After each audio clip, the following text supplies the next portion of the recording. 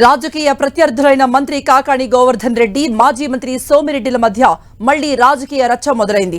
బెంగళూరులో జరిగిన rave party రాజకీయ రచ్చకు వేదికైంది. ఇద్దరి మధ్య విమర్శలు, ప్రతి విమర్శలు, సవాళ్లు, ప్రతి సవాళ్లతో రేవ్ పార్టీ వ్యవహారం రాజకీయ రంగు పులుముకుంది. దీంతో పోలింగ్ పూర్తయినా నెల్లూరు జిల్లాలో పొలిటికల్ హీట్ అయితే ఏమాత్రం తగ్గటం లేదు.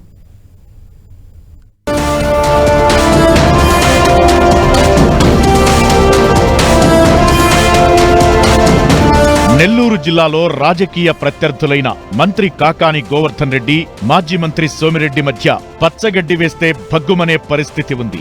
వీరి మధ్య రాజకీయ పోరు నాన్ స్టాప్ గా కొనసాగుతూనే ఉంది. గతంలోనూ ఇద్దరి మధ్య లిక్కర్, నకిలీ డాక్యుమెంట్స్ పై మాటల యుద్ధం నడిచింది. ఇప్పుడు బెంగళూరులో జరిగిన రేవ్ పార్టీ ఇద్దరి మధ్య విమర్శలకు దారితీసింది. ఈసారి ఎన్నికల్లో ఇద్దరు సర్వేపల్లి నియోజకవర్గం నుంచే మరోసారి తలపడ్డారు.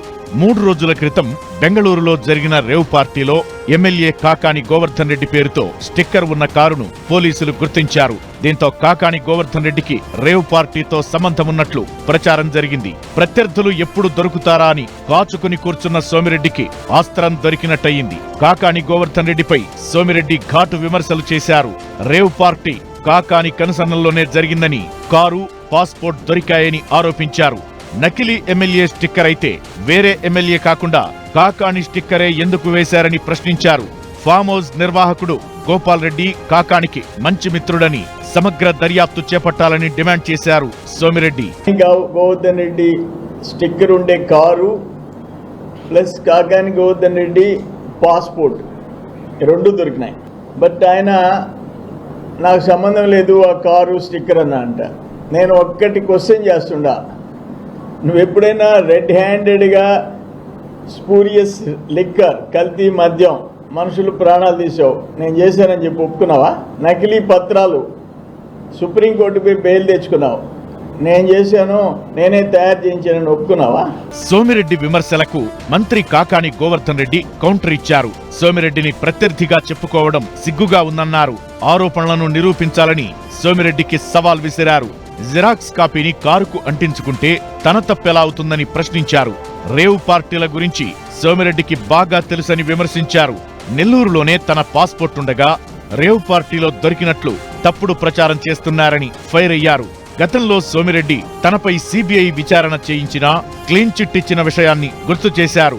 మరోసారి సిబిఐ విచారణకు తాను సిద్ధమని సవాల్ విసిరారు. బ్లడ్ శాంపిల్స్ ఇచ్చేందుకు సిద్ధమన్నారు కాకాణి.